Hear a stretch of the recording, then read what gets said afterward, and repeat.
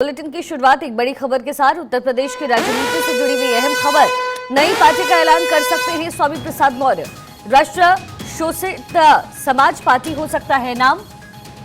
स्वामी प्रसाद मौर्य की तरफ से एक नई पार्टी का गठन हो सकता है। राष्ट्र शोषित समाज पार्टी इसका नाम हो सकता है। 22 फरवरी को दिल्ली में प्रतिनिधि कार्यकर्ता सम्मेलन। स्वामी प्रसाद मौर्य चीफ गेस्ट के रूप में वहां शामिल होने वाले हैं और संभवतः इसी दौरान अपनी नई पार्टी के नाम का ऐलान स्वामी प्रसाद मौर्य की तरफ से हो। तालकटोरा स्टेडियम नई दिल्ली में कार्यकर्ता सम्मेलन है। उत्तर प्रदेश की राजनीति से जुड़ी हुई ये बड़ी खबर है। नई पार्टी का ऐलान कर सकते हैं स्वामी प्रसाद मौर्य। राष्ट्र शोषित समाज पार्टी हो सकता है नाम। 22 फरवरी को दिल्ली में प्रतिनिधि कार्यकर्ता सम्मेलन। स्वामी प्रसाद मौर्य चीफ गेस्ट के रूप में यहां सम्मिलित होने वाले हैं। एहतशाम सिद्दीकी मेरे सहयोगी मेरे साथ इस वक्त जुड़ गए हैं। एहतशाम, क्या जानकारी है? क्योंकि जब टूट की खबर आई तब भी कयास बहुत सारे लगने लगे। ये भी कहा गया कि क्या बीजेपी की तरफ जाएंगे, क्या होने वाला है, लेकिन अब नई पार्टी के नाम का ऐलान संभव। क्या कुछ जानकारी आपके पास?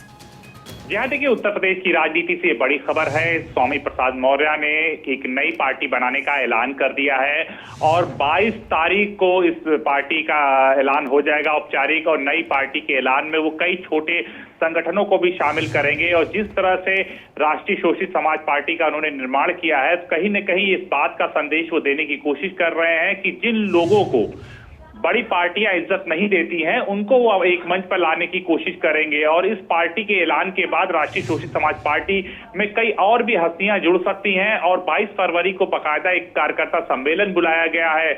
इस खबर के बाद समाजवादी पार्टी के कई बड़े नेता स्वामी प्रसाद मौर्य को मनाने उनके आवास पर पहुंचे हुए हैं, लेकिन स्वामी प्रसाद मौर्य मानने को तैयार नहीं है। वही राजनीतिक जानकारों की माने तो कहीं न कहीं स्वामी प्रसाद मौर्य समाजवादी पार्टी पर अपना दबाव बना रहे हैं। स्वामी प्रसाद मौर्य ने जिस तरह से रुख अख्तियार किया है राज्यसभा की सीटों को लेकर, जया बच्चन और दूसरी ब्यूरोक्रेट्स की सीट को लेकर की पीडीए में होते हुए उनसे सलाह मशवरा नहीं किया गया है। और कहीं न कहीं उनका निशाना आलोक रंजन और जया बच्चन की तरफ था।